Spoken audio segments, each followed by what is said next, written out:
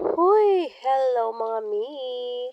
For today's video nga, cooking show naman tayo ngayon. Dahil nga nag-request ang aming kuya, ipagluto siya ng merienda. So, street food merienda ang aking lulutuin for today. At for the first time in my life, char. Yes, first time naman talaga. First time ko magluto at gumawa ng ganito. Corn dog daw, sabi ni Kuya. Corn dog. Mga mi, my own version ng corn dog. Own version, mga mi, ha. No bashing. Kung ano lang naman ang ingredients dito sa aming kusina at sa aking kusina, ayun lang naman ang aking gagamitin. Pinirito ko na itong hotdog, pero dapat sa isip ko ay papakuluan ko lang dapat siya or i-steam ko. Ewan ko bakit pinirito ko siya. Maluto ang hotdog, ay nagtakal naman ako dito ng special flour. Ang ginamit ko mga mi ay tantimeter lang naman ito, pero may cup tayong gagamitin. Basta tantimeter lang. Wala akong recipe na susundin at kagaya ng sabi ko, my own version. Ako pag ako nagluluto, nabubulol na naman ako. Lagi na ako nabubulol. Pag ako nagluluto ay tantimeter lang yan.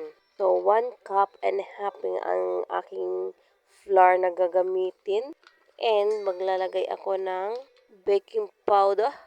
1 teaspoon lang aking baking powder ilalagay dyan. And then maglalagay ako ng salt and sugar. And then egg. So parang hindi ko na pinakita dito yung egg. Hindi ko yata na videohan yung paglagay ko ng egg dyan.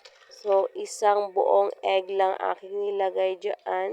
Tapos maglalagay din ako niya ng milk.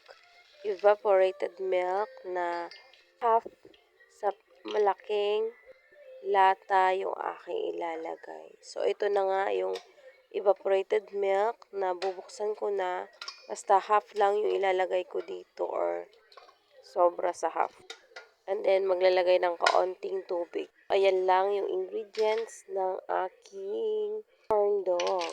And then, syempre, yung ating breadcrumbs kung saan ay pagulong-gulungin natin mamaya ang ating magagawang corn dog. So, panoorin nyo na lang mga me kung paano gumawa ng aking version ng corn dog na tinatawag ni Kuya.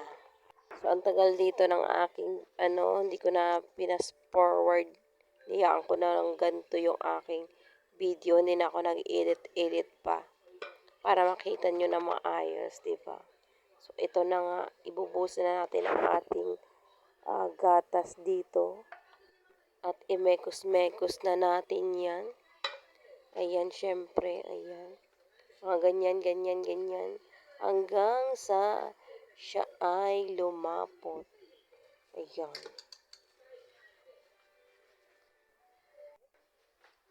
So, ayan na nga siya, may hanggang nilagyan ko pa siya ng kaunting water lang dyan. Siguro mga 1/4 cup lang siya ng water.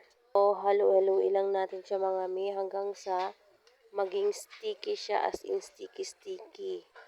So, mga ganyang texture, yan, na parang pwede nang kumapit ang ating paglalagyan. So, ayan mga me. Yan. And then, yung paglalagyan ko niyan, ay isasalin pala natin yan sa baso. Yung baso ko ay nilagay ko na muna sa freezer para lumamig. Kasi after natin dito ay ipa-freezer muna natin to ng mga 10 to 15 minutes para lumapot talaga. Para kasi kumapit yung ating, ayan yung baso. Ayan, ilalagay ko na siya mga may para malagay na natin din sa freezer. Para kumapit din kasi yung yung mixing flour natin na ginawa. So ayun, medyo malapot naman na siya. So mas better na ilagay natin siya sa freezer mga 10 to 15 minutes. Habang nasa freezer yung ating mixing flour ay tuhugin na natin syempre ang itong hotdog. para maya-maya onti ay pwede na nating i-coat ito sa ating mixing flour at i-dip natin doon sa breadcrumbs. So, 4 na piraso lang ang aking nilutong i-try ngayon. Kasi nga, hindi ko kasi talaga alam kung paano magluto ng ganito. So, may nakita ako ng isang araw kung paano lutuin ito. Siyempre, sa YouTube University din. Pero, hindi ko ginaya lahat-lahat ng ingredients niya. So, ito yung aking version naman talaga. So, i-dip na natin dito mga me ang ating hotdog hanggang ganyan. So, kapal-kapalan pa natin next time pag First time ko pa lang kasi gumawa talaga kaya ayan. Try natin.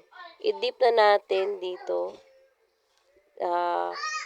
I-coat lang natin lahat-lahat yan hanggang sa kumapal siya. So, dapat pagka-coat dito, i-dip natin ulit doon at i-coat na naman yung breadcrumbs para kumapal. So, ayan, ganyan yung texture ng mga ng ating mixing flour na minix.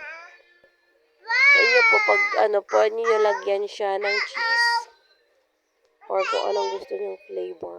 So, since first time ko pa lang siyang gawin, ay next time, pwede na akong gumawa ng iba pang flavor dito.